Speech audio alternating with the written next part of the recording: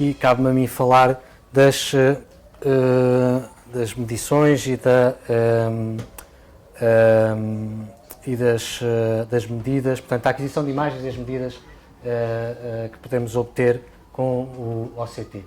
Eu não quero ser demasiado extensivo, porque podíamos massacrar aqui com uma miríade enorme de medições. Eu tentei escolher aquelas que eu acho que, apesar de tudo, no ponto de vista prático, podem ter mais impacto na nossa prática clínica. Portanto, como todas as técnicas de imagem, sejam elas quais forem, a qualidade das nossas decisões, a qualidade dos nossos diagnósticos, depende, obviamente, da qualidade das imagens que obtemos. E, portanto, a técnica de aquisição de imagens, o colher as imagens de forma correta e com qualidade é fundamental para que depois o resultado do nosso diagnóstico e do nosso tratamento seja aquilo que nós queremos. E essa vai ser a primeira parte da minha apresentação, e depois vou falar algumas medições e decidi dividir por uma questão de organização, podia ter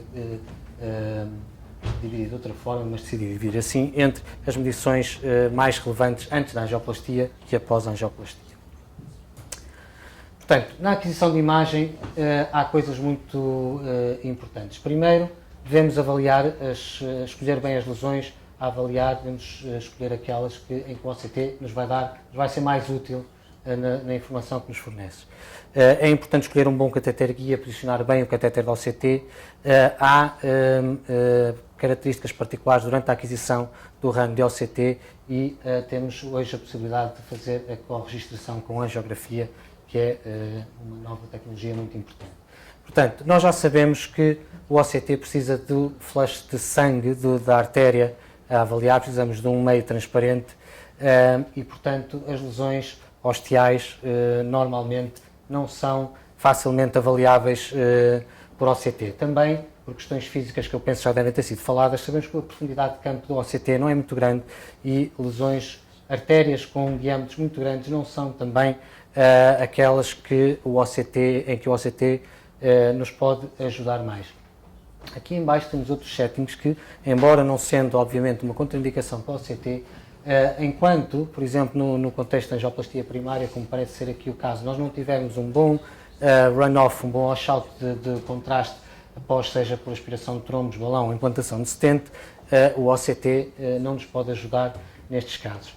Também nas lesões críticas, como é óbvio, elas podem se tornar oclusivas assim que tentamos avançar o catéter da OCT e isso impede a avaliação, pelo menos do segmento distal à lesão, e, portanto, necessitam primeiro de pré-dilatação antes da aquisição de imagens. Quais seriam os settings clínicos em que devemos considerar a utilização do OCT? Basicamente, em doentes de alto risco e em lesões de alto risco, nomeadamente em termos dos doentes de alto risco, doentes de síndrome coronária aguda. Obviamente aqui, a mim, pelo menos na minha prática, tem sido muito útil nos doentes com trombose de stent e com restenose de stent, os doentes com diabetes mellitus. Nas lesões de alto risco, as bifurcações, o OCT já provou uma grande utilidade, depois doença difusa de lesões longas em pequenos vasos e tapering importante dos vasos, uma vez que aqui as medições precisas são de particular relevância. Quanto ao catéter guia, em relação ao calibre, é aconselhado que sejam utilizados catéteres guia pelo menos de 6 French. 5F é possível, principalmente com um injetor automático, isto porque manualmente pode ser difícil injetar o contraste, como sabemos é utilizado pela sua viscosidade aumentada, mas pode ter alguma resistência entre o catéter do OCT e a parede do catéter. O bom suporte é necessário para todos os procedimentos.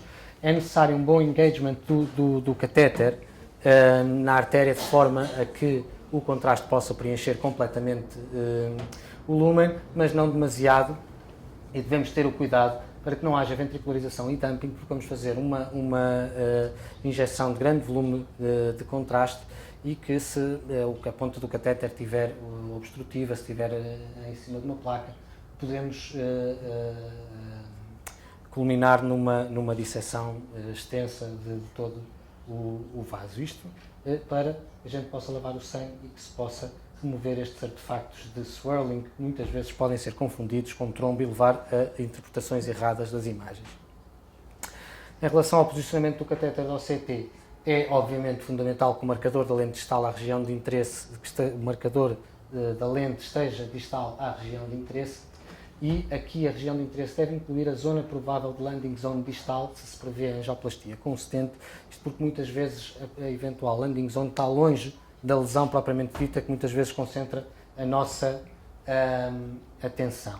É, portanto, importante para não se desperdiçar contraste, tempo, etc., a confirmação da posição da lente, com um pequeno flash de contraste que nos ajuda a confirmar o bom engagement do catéter, e se estivermos em live view, podemos ter um pequeno flash do posicionamento, que é útil, por exemplo, já me tem acontecido ter, quando fazemos o flash, ver struts do stent, e isso é óbvio que o catéter, a lente vem um bocadinho para trás, e temos de chegar um bocadinho à frente, e como é óbvio, este pequeno washout permite que a qualidade da injeção, da aquisição, começa logo com contraste através do washout de sangue da tubuladura e do catéter guia. Antes da aquisição do ramo da OCT é fundamental não esquecer os nitratos intracoronários, uma vez que a passagem do guia, a passagem do catéter pode levar a espasmos coronários, e isto vai alterar, obviamente, a precisão com que fazemos as nossas medições. Os tipos de injeções, hoje em dia a manual é muito pouco utilizada, por aquilo que já falei atrás, é preferível catéteres de maior calibre porque facilitam a injeção do contraste, e pode-se ponderar a diluição do contraste para a diminuição da sua viscosidade. Penso que hoje em dia praticamente toda a gente utiliza a injeção automática, é essencialmente mais fidedigna porque permite uma maior consistência no fluxo, na duração e na quantidade do contraste. Estes são os settings propostos para as injeções: 4 ml por segundo para a coronária esquerda, 3 para a direita, uma pressão máxima de 300, mas que pode ir a 400 se for necessário, nomeadamente em catéteres mais estreitos.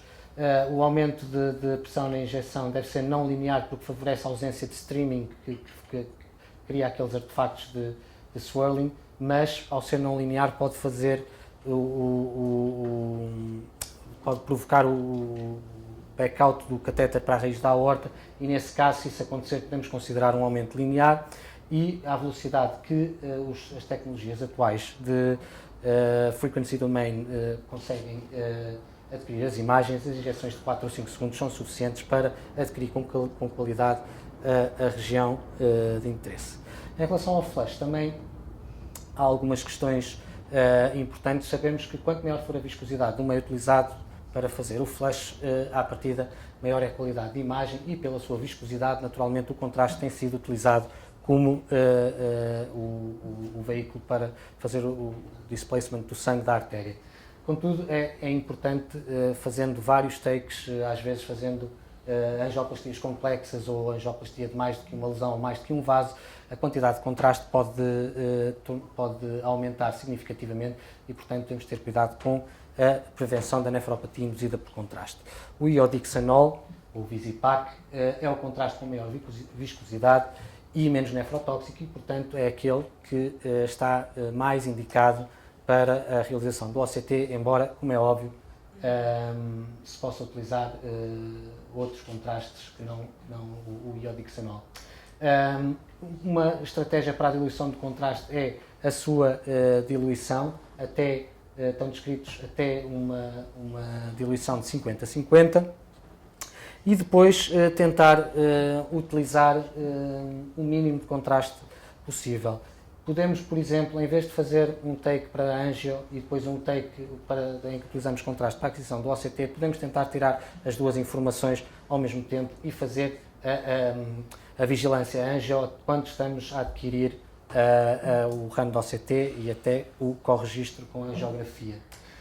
Como é óbvio, devemos utilizar toda a informação de alta qualidade que o OCT nos fornece para reduzir ao máximo o número de cinas que fazemos.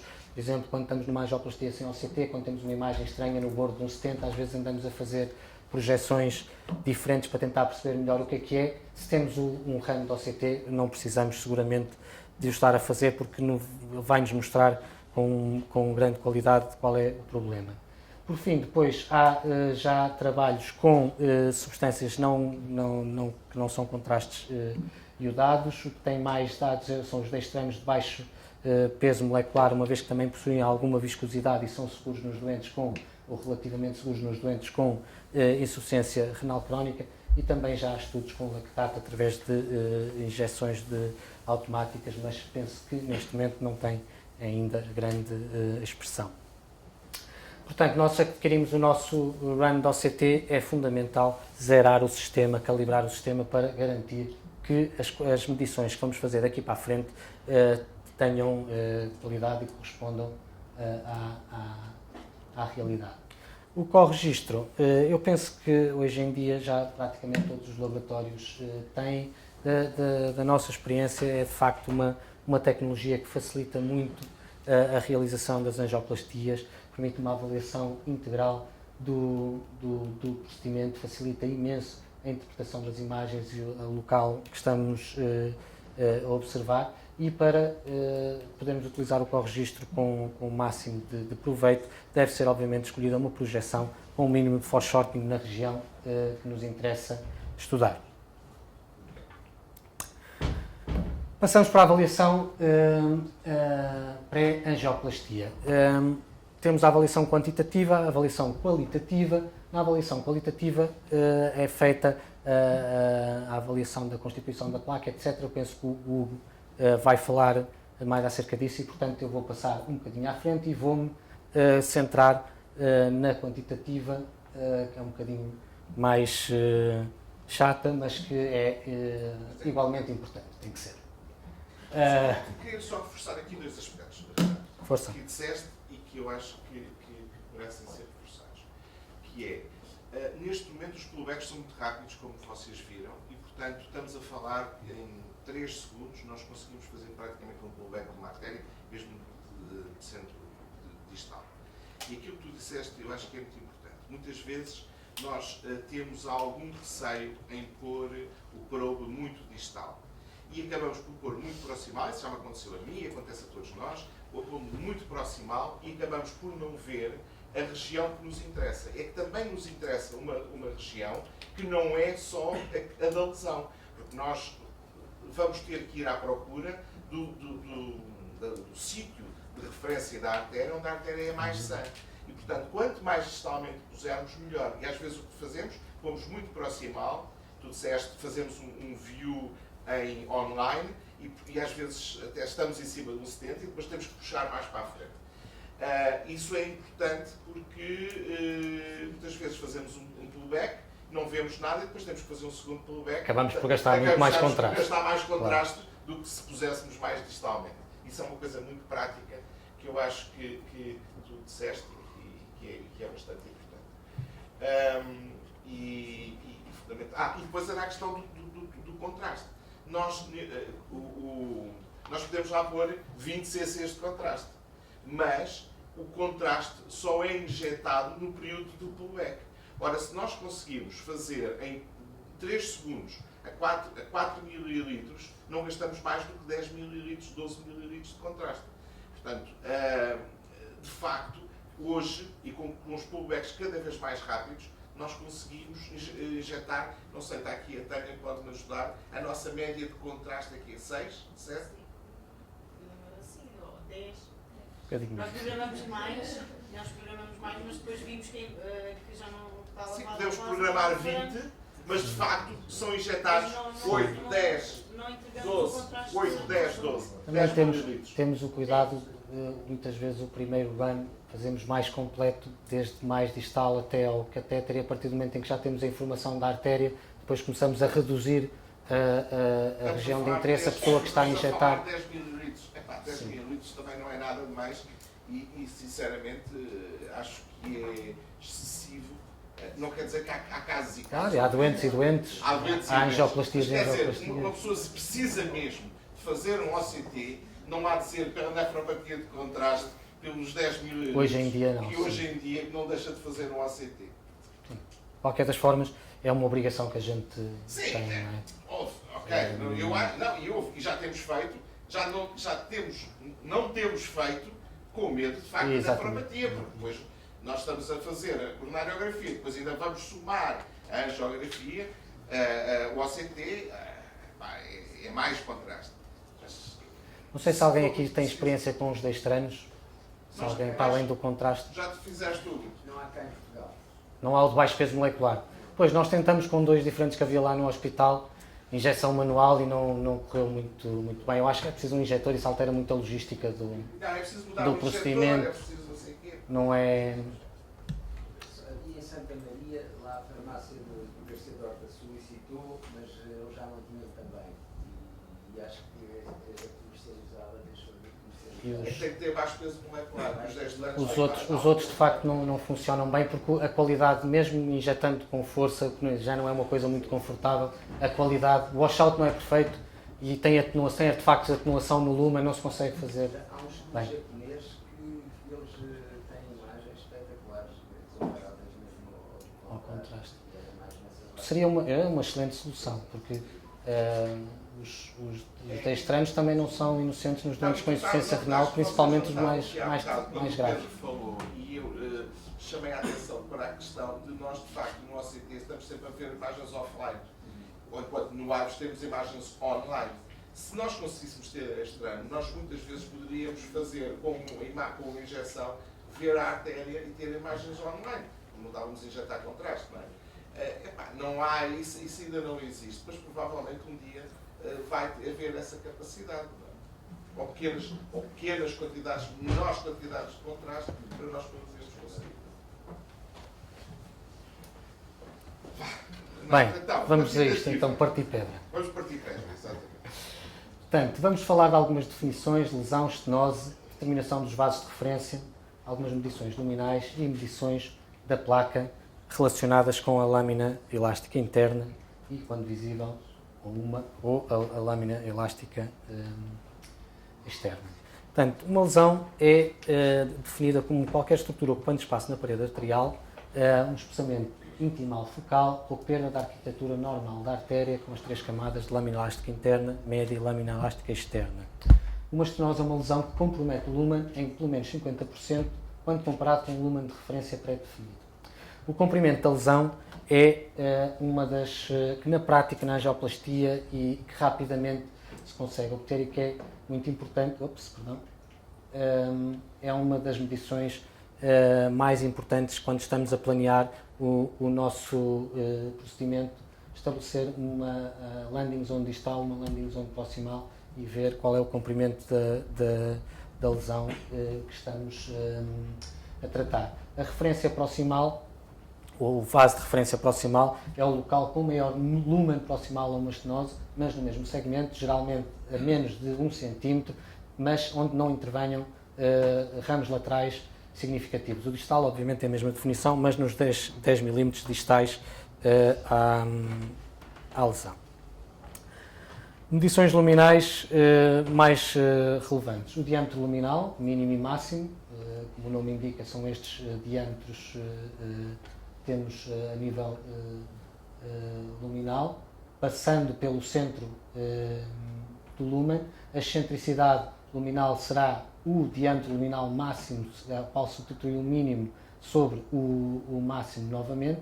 A área luminal mínima, obviamente, é o valor de menor área que se obtém no segmento de interesse, e a estenose da área luminal é a subtração da área luminal mínima a uma área de referência sobre essa área de referência e normalmente é apresentada sobre a forma percentual e, portanto, multiplicado por 100. A determinação da área luminal é um dado que é relativamente fácil e principalmente com os contornos automáticos conseguimos ter de uma maneira relativamente rápida a área luminal mínima e seria muito útil que esta área luminal pudesse ter um impacto na nossa atitude, nomeadamente saber se uma lesão, principalmente as intermédias, obviamente, se é significativa ou não. Como sabemos, atualmente o gold standard para a avaliação do significado de estenoses intermédias é o FFR. Neste trabalho da Nieves Gonzalo, de 2012, foram estudadas 61 estenoses intermédias, às quais todas foram interrogadas com FFR, todos fizeram OCT e em 47 foi efetuado AIVOS e foi feita uma análise na tentativa de descobrir qual é o cutoff ideal para a melhor performance diagnóstica, quer do AIVOS, quer do OCT, para a identificação de lesões com FFR inferior a 0,80. Estas são as curvas de sensibilidade e especificidade para o OCT, as curvas ROC, e os resultados foi que o OCT consegue uma sensibilidade de 82%, uma especificidade de 63% para um cutoff ótimo de 1,95, 2 mm², para uma área abaixo da curva de 0,74, o que, enfim, é não sendo mau, é uma performance diagnóstica moderada. E, portanto, como conclusões, os autores referem que o OCT tem uma eficiência diagnóstica moderada a identificar estenoses coronárias com FFR inferior a 0,8. Contudo, descobriram que, quando comparado com o AIVOS, embora na avaliação global as performances são semelhantes, o OCT parece ser ligeiramente superior ao AIVOS, particularmente nos vasos inferiores a 3 mm. E, obviamente, um dado que chama a atenção é que este valor de 2 mm² é muito inferior ao valor que estamos habituados a utilizar de 4 mm², que foi o valor adotado a partir dos estudos de comparação de AIVOS com FFA. Não sei se tem alguma questão. Eu tenho. Então, Para mim. Para ti. Cuidado nesta. Então, como é que quando tens uma área de 2 e tal, qual é a decisão que tomas? Muito obrigado pela pergunta. Eu acho que vai haver sempre zonas cinzentas e, de facto, a verdade é que a gente não tem, que eu tenha conhecimento, evidência científica com robustez suficiente para nos permitir, ao contrário do AIVOS, porque o AIVOS já demonstrou que um valor fixo de 4 mm² é muito pouco intuitivo, porque uma circunflexa dominante não é a mesma coisa que uma circunflexa não dominante, etc. Mas o AIVOS tem estudos de resultados com endpoints clínicos que mostraram que essa estratégia tem bons resultados e, portanto, mesmo que seja contraintuitivo, nós temos algum background científico que nos permita fazer essa estratégia. Penso que no OCT será uma questão de tempo. Aquilo que eu acho, acima de tudo, é que há vezes a gente faz um OCT e uma lesão que a gente pensa que é significativa e quando fazemos o run do OCT a gente percebe imediatamente que tem uma área mínima, vemos que praticamente é o catéter e mais nada, e aí a gente sabe que é uma estenose significativa e que vamos intervir. Quando dá exatamente 2? Pois não sei, se calhar depende se eu estou mãos largas ou não. A pergunta é mesmo chata. Alguém tem outra? Talvez o Hugo possa acrescentar alguma coisa. Em relação a essa questão do AIVOS, de facto, existem estudos, mas os cutoffs, existe um grande estudo, aquele estudo inicial com o Abizaí, mas a partir daí eu conheço pelo menos mais 3 ou 4 estudos em que os cutoffs foram completamente diferentes e foram a reduzir. Exato. Portanto, cutoffs para 3, cutoffs para 2.7, cutoffs para 2.4, depois depende de que base é que se... Como eu acho que deve ser, não é? É o que faz mais sentido. Na prática, se a pergunta for, eu não posso, prefiro basear-me de facto na clínica e a imagem pode, digamos, servir para, digamos, otimizar a angioplastia, ajudar a guiar a angioplastia, mas não na tomada de decisão. É claro que se tiveres uma coisa, digamos, de facto muito desnusada. Nas verdadeiramente cinzentas eu acho que não é uma ajuda extraordinária, mas às vezes ajuda-nos a decidir do cinzento para o cinzento mais escuro ou para o cinzento mais claro. Já agora, diz. Queria perguntar também, uma coisa é definir uma área intraabdominal mínima, que nós sabemos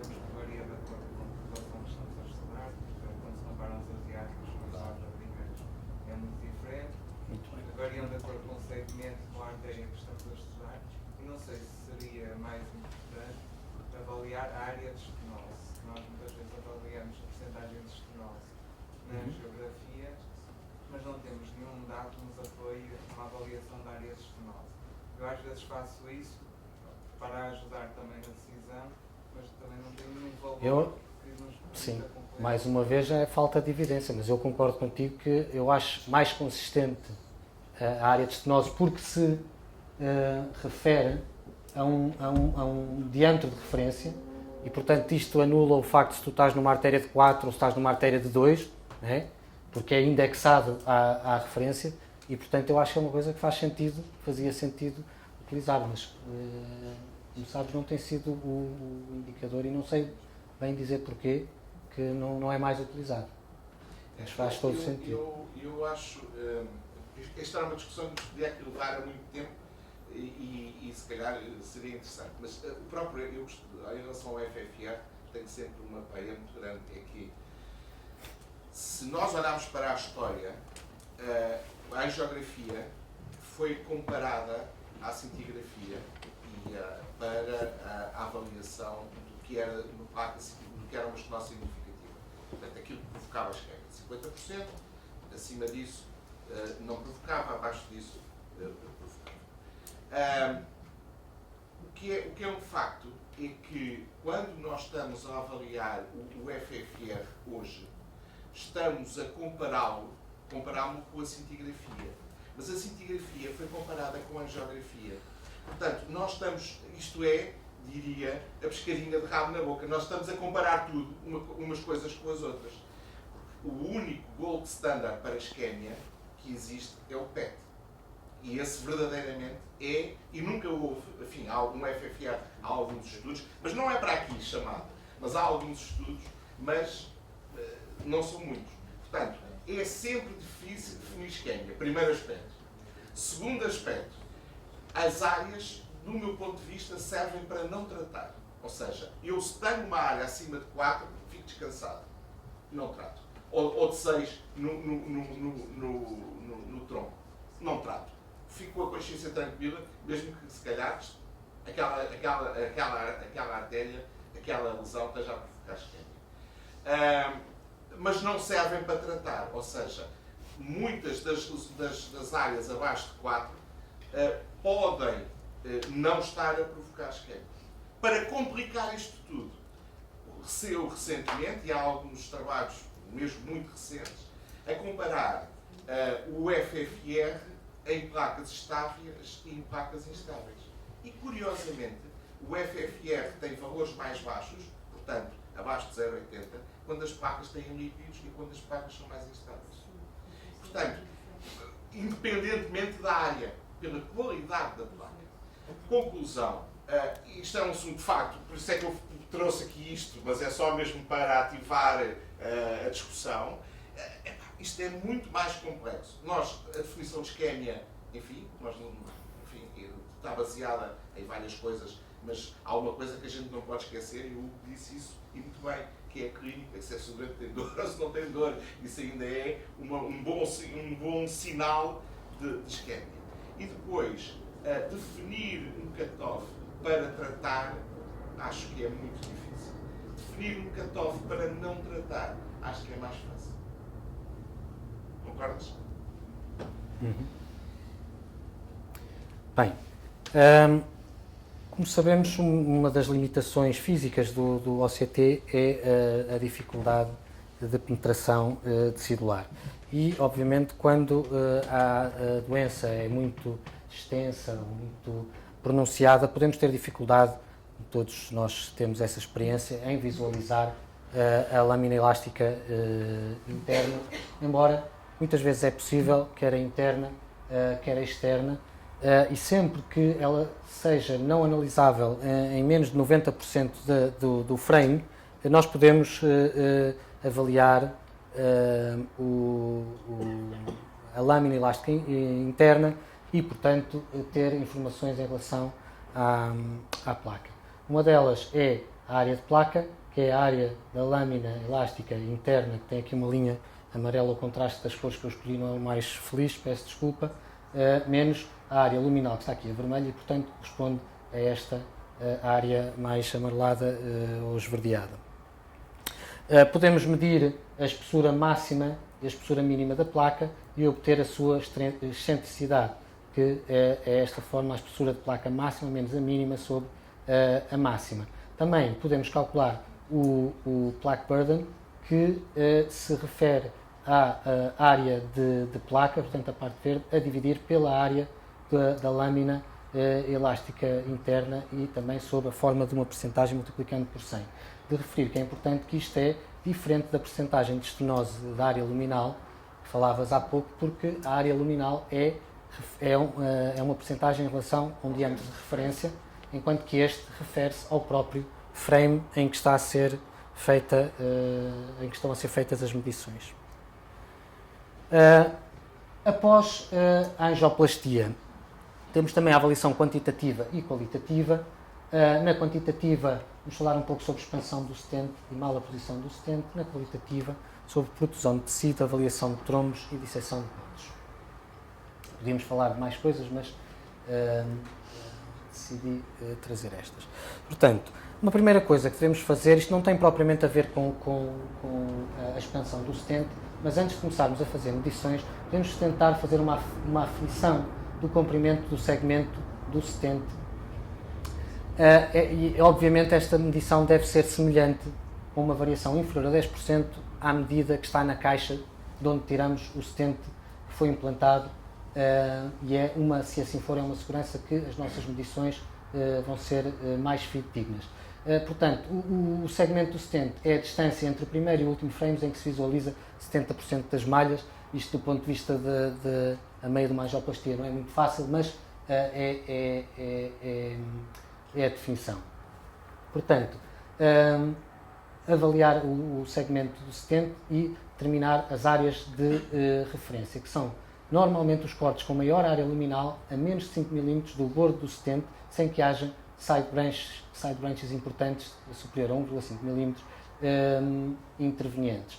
A expansão do stent pode ser avaliada de diversas maneiras, nomeadamente através da área de stent mínima sobre a área luminal de referência média, multiplicado por 100, ou então pode ser dado um valor de área média do stent, obviamente na análise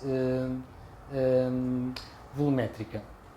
Podemos ver aqui uma coisa que é importante, que penso que pode-se já ter falado. A área do stent é medida através da junção dos pontos do centro do blooming das malhas do stent. E é assim que se obtém esta área de stent.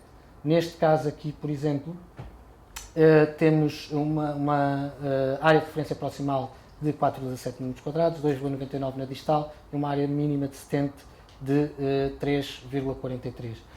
Aplicando a fórmula, portanto, esta área de referência média é a simples média aritmética da área de referência proximal e distal, uma sobre outra vezes 100, e portanto dá uma área de stent mínima de 95,8%, que está dentro do resultado, considerado um bom resultado, uma vez que este valor deve ser superior a 90% da área de referência distal, e há quem defenda também a mesma da média. Em relação à mala posição do stent. Sim. Em relação à expansão de stent, eu acho que é um aspecto mesmo muito importante, porque nós estamos no fim de uma angioplastia e temos de ter a certeza de que o stent está bem expandido. E não sei, penso que tu não vais... Um aspecto. Há duas coisas. Uma é undersizing, uma coisa é sizing, outra coisa é expansão. São coisas diferentes. E às vezes há um misunderstanding sobre o que isto é. Sizing é tu não escolheres um tamanho de um stent adequado para aquela artéria. Tens um diâmetro de referência de 3 e escolhes um stent de 2,5. Fizeste um undersizing. Não é que o stent está mal expandido. Tu até o podes expandir a 2,75, até os podes expandir, ele até pode estar muito expandido. Foi mal escolhido. É pequeno. Bom, são coisas diferentes. Portanto, o undersizing é a escolha de um stent em relação à média dos diâmetros de referência. Portanto, a gente tem 3, 3,5, 3,25. Escolhes o stent de 3, estás a fazer um undersizing. Claro que depois podes expandi-lo até aos 3,25 e estás na média. Outra coisa é a expansão. É o stent que foi bem escolhido em termos de tamanho, mas não se conseguiu expandir, porque tem uma placa, ou o que quer que seja. Aí, aquilo que o Renato disse, das duas uma. Ou nós fazemos a média do proximal e do distal, ou é muito mais simples ver o diâmetro de referência distal. Como é lógico, as artérias são cónicas e o stent não pode ser mais pequeno do que o diâmetro de referência distal. Portanto, pegas no diâmetro de referência distal, medes o diâmetro de referência distal e depois vais medir o stent. Ele tem que estar acima de 90%. Portanto, ele tem que ser quase tão grande como o diâmetro, tão expandido como o diâmetro de referência distal. E ponto. Portanto, às vezes é mais fácil ir ver o diâmetro distal. À frente, o stent, o diâmetro distal é um 2,75. E tu vais ver que era um stent que foi bem escolhido em termos de sizing, mas tem só 2,5 numa zona. Está mal expandido. Okay? É interessante que eu, por acaso, na pesquisa que fiz, devia se calhar ter aqui uma salvaguarda, que é desde que o stent esteja bem aposto. Porque se o stent tiver um undersizing, se o stent tiver... Exato, se ele tiver um undersizing e se eu aplicar cegamente as regras que eu pus, ele vai dar como mal expandido, mesmo que ele esteja superior até ao seu diâmetro nominal. Apesar que os stents têm uma coisa boa, é que a gente consegue expandi-los até onde a gente praticamente quer, não é? Tens alguma coisa a dizer sobre isto? Em relação às dimensões do stent, este conceito de má posição e de expansão, o conceito de má posição tem a ver com o encostar entre as... Sim, isso é o que ele vai falar agora a seguir. Não é? Em relação à expansão, eu acho que é muito importante.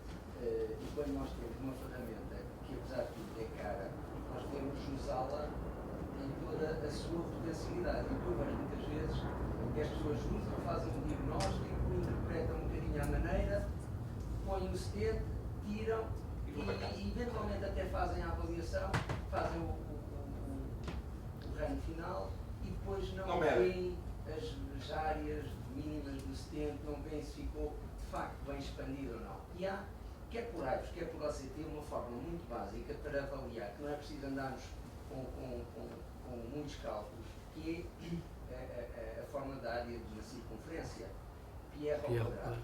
E o πr ao quadrado pode ser igual ao diâmetro vezes o diâmetro do ao quadrado, que é igual ao diâmetro do stent vezes o quadrado do diâmetro de stent vezes 0,785. Isto é, se tivermos um stent de 3, é 3 vezes 3, portanto o quadrado do diâmetro, vezes 0,785.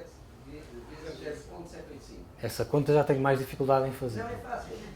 Diâmetro ao quadrado vezes 0,785. É a mesma coisa que o πr ao quadrado. Pronto. E aí pedimos a quem está ao nosso lado, ao técnico enfermeiro, para fazer com a calculadora.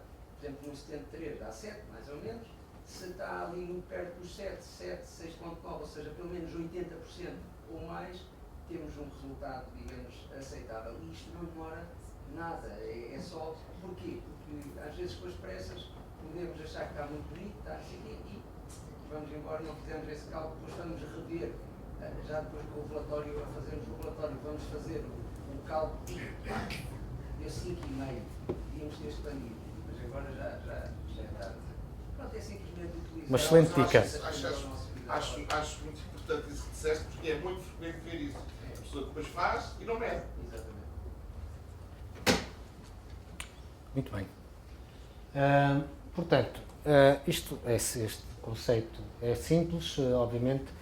Existe mala posição de um strut quando a distância do centro do artefacto do blooming à parede, ou seja, onde se inicia a malha do stent, é superior à espessura que devemos conhecer da malha mais do polímetro.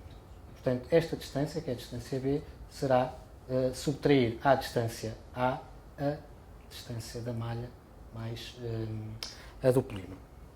Esta é uma maneira de se avaliar ou de se apresentar a mala posição. Outra é falar da percentagem de struts mal apostos. E ainda outra é a área de mala posição do sustento em cada corte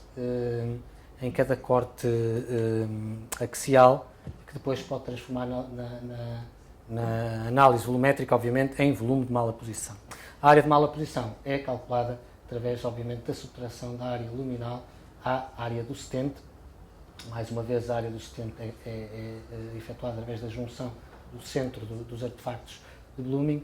Neste exemplo, temos uma área de 8.06 de sustento, 8,72 de lumen, com uma área de mala posição de 0,66 mm², o que dá 7,57%. Em 2014, IM fez um estudo em que avaliou a presença de mala posição por OCT. E aqui gostaria de introduzir este conceito, que também já todos conhecem de certeza, que é a mala posição aguda, ou seja, imediata, e a mala posição tardia adquirida, late acquired, que aparece apenas no follow-up. E IM chegou à conclusão que mala posição aguda existe em 62% das lesões quando são avaliadas por OCT, e que cerca de 5% dos struts estão mal apostos e que geralmente, quando ocorre nos bordos dos stents. Já a mala posição tardia adquirida surge em 15% das lesões, acontece mais no corpo do stent e está relacionada com, na altura do evento índice, a presença de trombo e protusão de tecido, que depois, no follow-up, revela esta mala posição tardia. Protusão de tecido. A definição é muito simples, é quando há presença de tecido para o interior das malhas do stent. Um valor que podemos calcular é a área de protusão, que é a área de protusão máxima de tecido sobre a área do stent, sob a forma percentual, e podemos calcular a área luminal residual efetiva, que é a área luminal mínima em toda a zona em que existe protusão de tecido e que, segundo os estudos da IVES, deve ser superior a 5 mm². Eu penso que isto não foi validado por OCT e suspeito que, quando for, dará um valor mais baixo, como tem acontecido noutros contextos. Podemos e devemos fazer uma avaliação qualitativa, tentar fazer uma avaliação qualitativa do tecido que faz a protusão e tentar diferenciar, embora nem seja sempre fácil, como sabem, diferenciar entre placa e trombo. Aqui mais um exemplo em que a área de protusão é de 0,58 mm², em 5,8 mm² dá uma área de protusão de tecido de 10%. Não sei se mais há alguma questão. Este é relativamente simples. Não tem grande... A avaliação de trombos. O trombo é definido como a presença de tecido intraluminal com pelo menos 0,25 mm de diâmetro. Há vários tipos de trombos, nomeadamente o trombo rico em glóbulos vermelhos, que tem um elevado backscatter e elevada atenuação, por oposição ao trombo rico em plaquetas, que tem um backscatter baixo, uma atenuação mais baixa e homogénea, e aquilo que acontece muitas vezes é a presença de trombos mistos, com diferentes características ao longo do run. Existe uma avaliação semi-quantitativa que se pode fazer dos trombos e que tem a ver com o número de quadrantes com trombo no segmento, em todos os frames em que o trombo é visualizado. E isto, muito simplesmente, se o ângulo que se mede onde é visualizado o trombo é inferior a 90 graus, então tem um quadrante entre 90 e 180, 2, 180 a 270, 3 e 270 até 360, 4. E a soma destes valores dá um score de trombo. E como cada frame, em cada frame é adicionado um valor, à partida, quanto maior for o segmento, maior será o score de uma maneira geral. A área de trombo máxima nem sempre é fácil de calcular e pode ser efetuada em dois contextos. Um deles é quando penso que conseguem ver o contorno exterior do trombo é adivinhável, pelo menos, e aí consegue-se fazer um bocado como se fazia com o tecido de protusão ou com a área de stent versus a área luminal e fazer uma relação simples da área do contorno externo menos a área luminal. Contudo, como sabemos, principalmente nestes trombos que têm uma atenuação mais elevada, por vezes não conseguimos ter penetração suficiente para ver o contorno exterior do trombo e nessas circunstâncias o que se deve fazer é procurar a área luminal mínima no segmento com trombo e relacioná-la com um diâmetro de referência no qual é visível o contorno da parede da artéria. A disseção de bordos deve ser avaliada de várias perspectivas: a profundidade, o ângulo do flap, a área luminal residual efetiva, o comprimento longitudinal no diagrama longitudinal da artéria. Em relação à profundidade, ela pode ficar-se pela íntima, em que vemos aqui que a média está perfeitamente íntegra, ou então pode estender-se à média, como por exemplo podemos ver aqui, em que a disseção atinge nitidamente a média. Pode também ser criado um hematoma intramural, que é um tipo de disseção que ocorre ao longo da média, que se estende, portanto, longitudinalmente, tipicamente sem um local de reentrada e contendo um hematoma, como penso que podem ver aqui. Normalmente, isto não é obrigatório, mas normalmente quanto mais profunda é o flap da disseção, maior o compromisso que ele vai provocando na área luminal mínima. Também Hiran Bezerra, em 2013, no JACC Interventions, publicaram um estudo em que avaliaram por OCT a frequência das disseções de bordos. Chegaram à conclusão que, na avaliação por OCT, 37,8% das lesões tinham disseções de bordo e em 22,6% esta descoberta levou à implantação de um stent adicional. E viram também que 84% destas disseções não eram identificadas por ângios. Estudaram por OCT os preditores morfológicos da ocorrência de disseção de bordo e chegaram a estes 4 preditores. Portanto, a presença de placa aterosclerótica nas margens, seja ela qual for, mas particularmente quando a cápsula fibrosa é mais fina.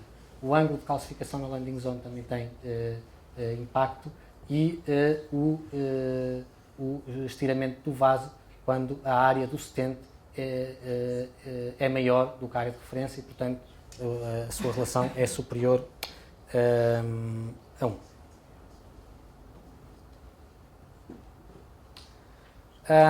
Pronto, embora obviamente o OCT seja uma tecnologia com muita aplicabilidade, é importante, principalmente quando temos menos experiência, haver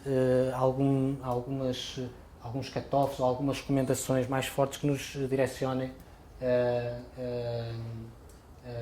para o que é que devemos fazer. Não podemos medir o ângulo do flap, mas depois se não sabemos o que é que podemos fazer com ele, não tem grande interesse. Estas são algumas recomendações para intervir ou não intervir.